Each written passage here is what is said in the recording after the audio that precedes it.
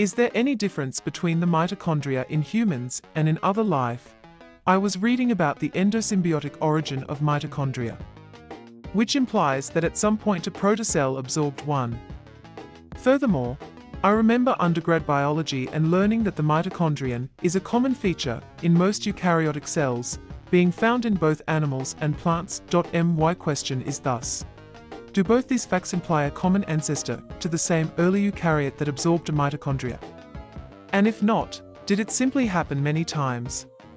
On the other hand, if there is a common ancestor, are there any significant differences between mitochondria in human cells and other cells?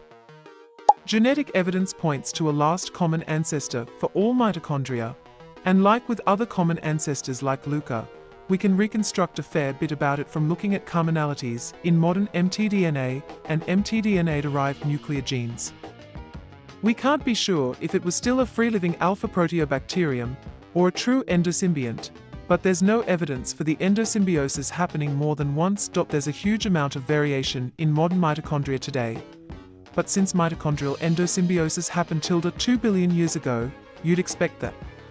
Some eukaryotes don't even have true mitochondria anymore, but mitochondria-related organelles, which are structures derived from mitochondria that tend to be very reduced and usually lack their own DNA, thanks to what's left of it being transferred into the cell's nuclear DNA.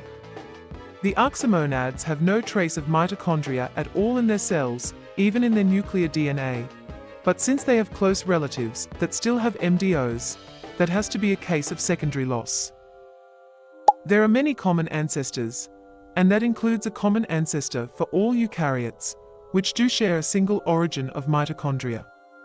There could have been many other endosymbiotic events though resulting in trees of life that we do and do not know about, and that are extinct or not, and they might share a far earlier common ancestor with us. The mitochondrial DNA has been subject to billions of years of genetic changes, and there are substantial differences across eukaryota, albeit many areas with high conservation. It is indeed a common ancestor to all of us that once engulfed the mitochondria. It was, however, not a once in a billion years thing. It has happened again and again and again. An organism already equipped with mitochondria engulfed a cyanobacterium, thereby gaining a chloroplast. This happened again much later, completely independently, in a different lineage.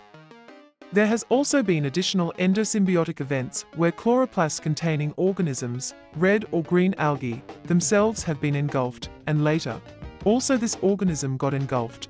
There's 2 dinoflagellate species that has undergone tertiary endosymbiosis. Endosymbiosis has successfully happened twice so far as we know.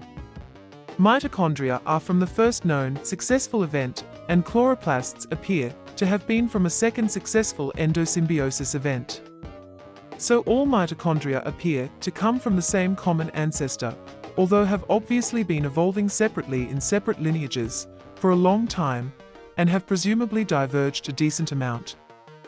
Yes, some anaerobic eukaryotes have reduced mitochondria, or even absent ones, because of evolutive simplification. Yes, the mitochondria points to a common ancestor for both the primordial eukaryote and proteobacteria, in such a manner that unlike chloroplasts, secondary endosymbiotic events on mitochondria are unheard of, since they became ubiquitous.